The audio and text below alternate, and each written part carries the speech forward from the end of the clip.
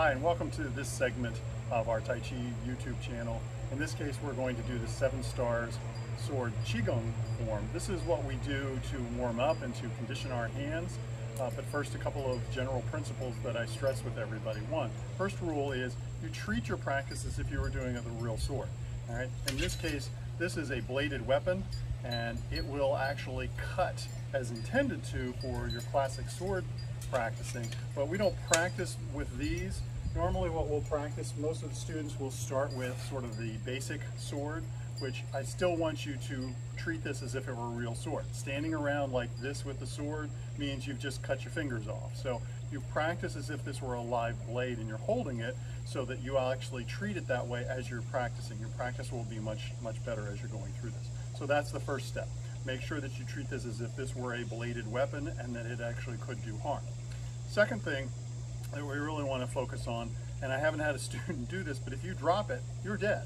So really practice from a grip perspective that you're holding on to your sword and you're treating it as if this is the only thing that's going to protect you on the battlefield. It'll keep you from doing silly things and swinging it around recklessly as part of that.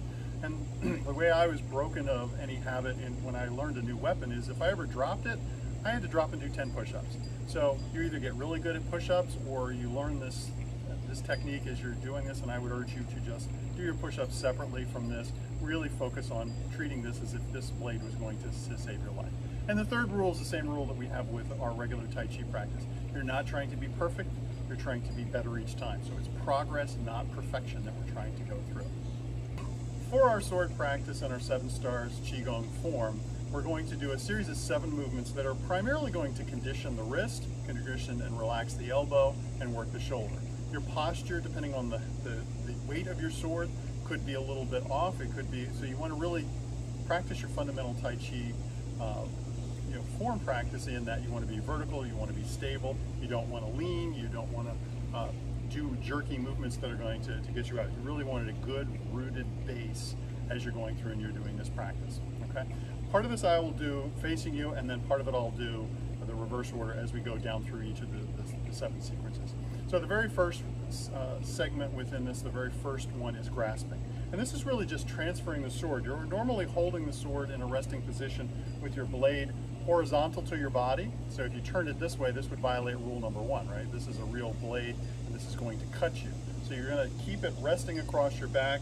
Your hand is holding on here loosely. Your thumb is aligned, your finger is sliding down the base. So the first movement here is grasping, and it's really just getting you to transfer from your left hand into your right hand to practice your right hand sword. Now, if you're a lefty and you're practicing primarily left-handed, that's fine. Most of the forms are set so that you're a right-handed swordsman, so if you're practicing on your own and you don't need to blend in with the group, that's fine too. But most everything that I'm going to teach here is going to be transferring it from the left hand and then bringing it into the right. So from a grasping perspective, all we're doing is we're keeping a nice stable base. We're in our natural stance, and we're going to shift the sword. So we're going to bring it up here at a 45-degree angle to the body. And so as the sword comes up, my right hand then comes up underneath to grab, turns it around, brings it out. Now my left hand at this point has released the sword. I'm going to take it off the sword and then form sword hand. Sword hand is here where I've got a rounded position with my 3 fingers, and then the upper position. You'll see how that translates into some of the other movements here. This is usually a counterbalance or a blocking movement. So that transfer in here, bring that sword up, turn out, and then slice horizontally. Now, you have a little bit more weight on this side, so you really want to be in a good, stable, sinking stance so that you're cutting. This cut then comes out to the side, and then the reverse order brings it back. You just dip the sword under, come up, reach the hand under, transfer back, and then pull it in. So do that practicing stable here when we do it, and I'll show you this in the reverse order. When I turn around, you can actually step out with this movement. So here's how it looks from the back. I'm going to stand in my natural Tai Chi stance. My hand is at the side. You see my blade is flat to the left. And what I'm going to do is I'm going to step out to the left with this movement, bring the sword up at the 45-degree angle, release it, shift my right hand underneath, transfer it over, and then horizontally cut out to the side. Okay? As you're going through that, you want to practice this a lot to get the feeling down. Okay? I'll do this once at sort of the normal speed that you're going to try and accomplish this with. You don't want to try and do this very fast at the beginning. Your hands need to get practice with this. We'll go through and we'll do this set normally in a class, 10 movements each, but you're going to need to practice this particular movement a lot because you're really trying to get the feeling for the sword and to get it positioned out. So here's how it looks again. From here, I'm just going to bring it up, turn it out, and come through. Bring it back, turn it in, and press. Here, out, here, and back. Again, smoothness is what you're striving for here. You're not trying to be super fast.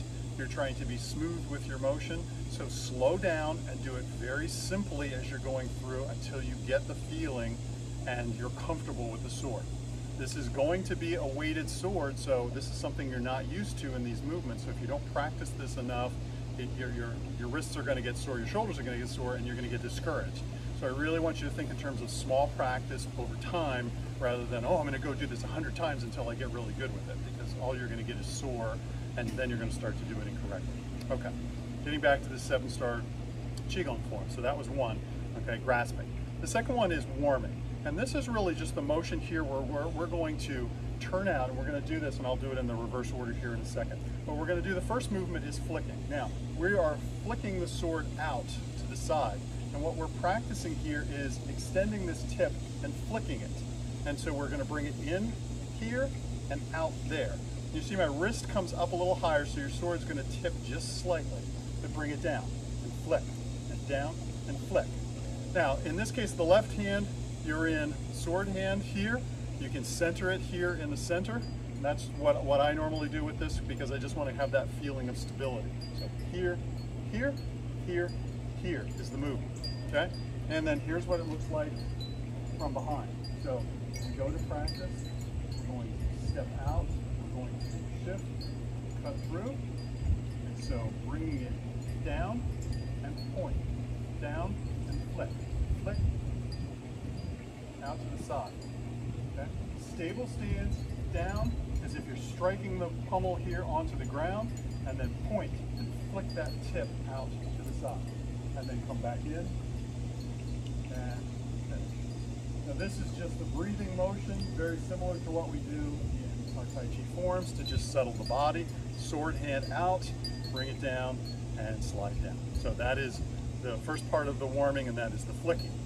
The second part is drilling. And in this case, we're going to take the sword, we are going to bring it in front here, and we're going to drill into the side. So this hand position comes across. The right hand is outside, just like in our Tai Chi practice. Right hand is outside because the right hand is doing the motion, and we're going to drill the sword out to the side. In this case, the left hand comes out here to counterbalance. You're just pointing that and drilling it into something. So you can actually see something in the distance and try and get your accuracy with that sword tip picked out. So if you notice a particular branch or something in the distance, you can point at that, bring it in, and point. Here, the drill comes in and there. And so here's what it looks like from behind in practicing. So you're going to step out, exchange, bring the sword in, cross the hands in front, and drill. In, drill, and then return back. So that's the second movement in the series. So that's the part of the warming component. The third part is flowering, okay? In flowering on this case, this is where we're doing both a chopping and a curling motion, okay?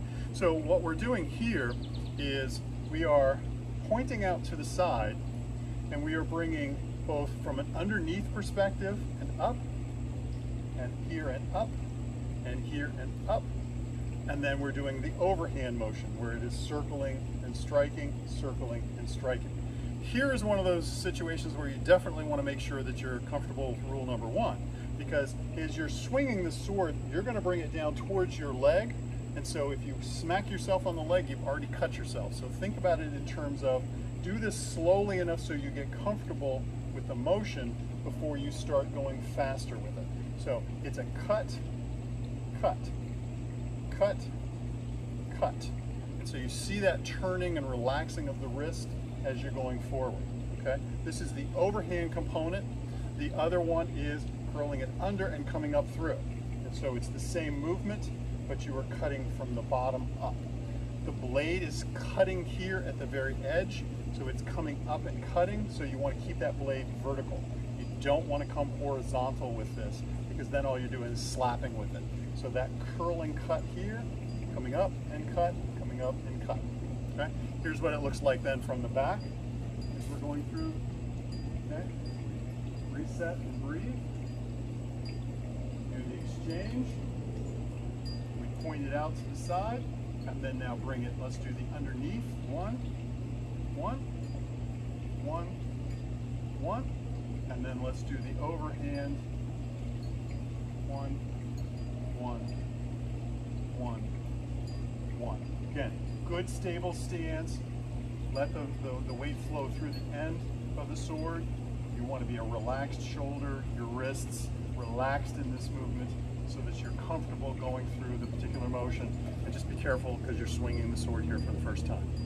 That is the third one, the flowering piece of this. The fourth one is stirring. And stirring here is a forward motion where you are drawing a circle with the blade. And I say a circle because you think about the balance point on the sword as usually being right about here. It's a few inches above the hilt depending on the sword. What you want to do is you want to turn this motion in both a clockwise and a counterclockwise motion. So you're drawing circles. So in this case, it's good to have a circle pointed in front of you.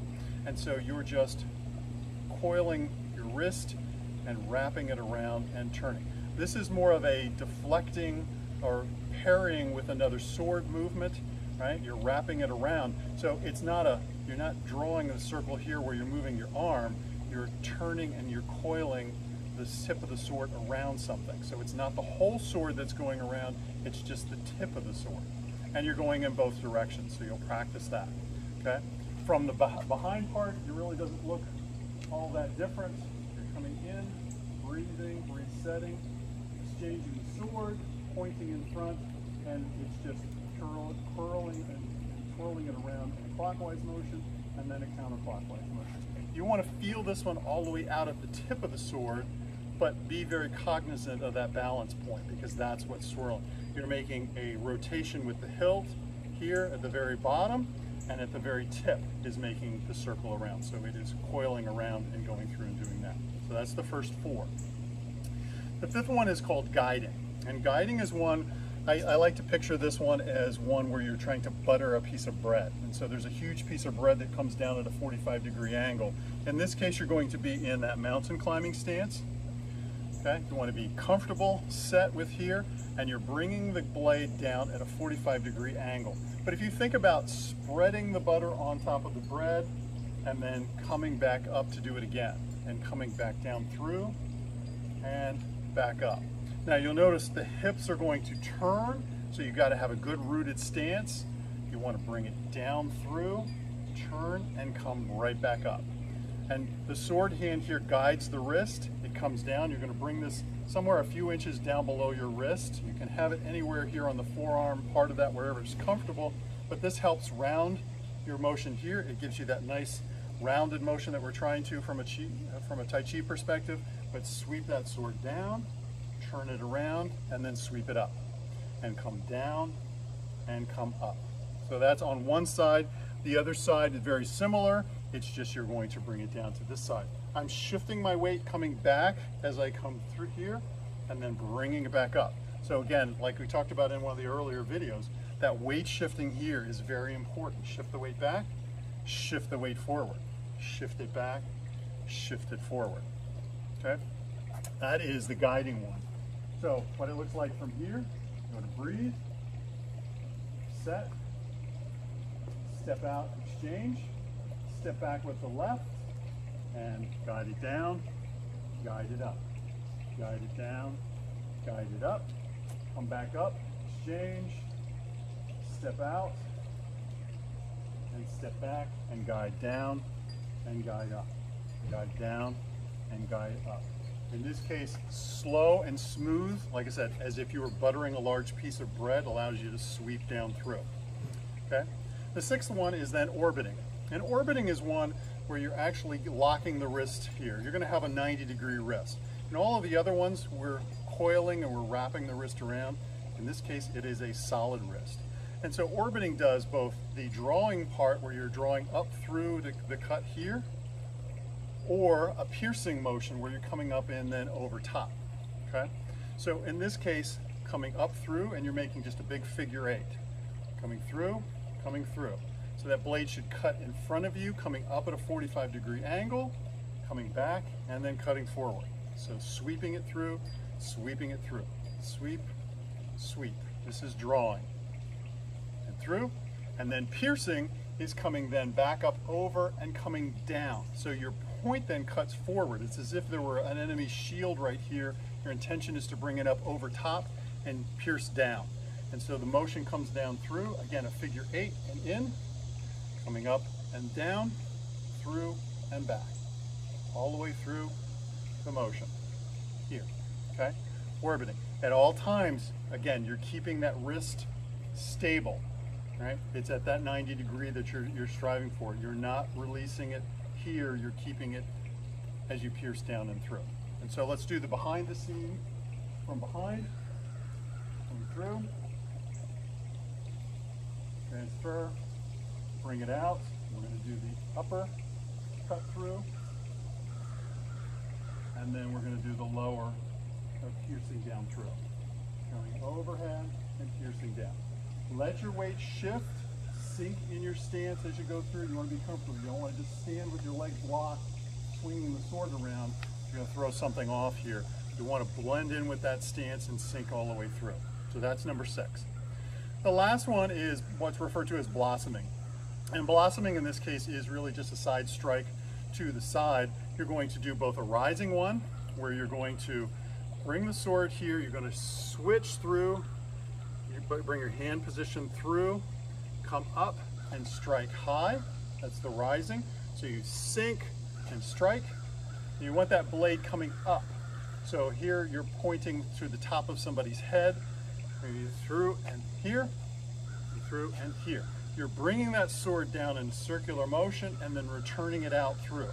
So it comes down and through. Your right foot in this case is going to turn out as you're going through there. You can stay here if you like, but your intention's a little bit more if you turn it.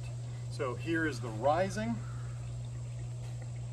and then the sinking is the exact same thing, except you're going down. So you start high, you cross, and point down. Come up and point down. And through. And change. So from behind, it looks like this.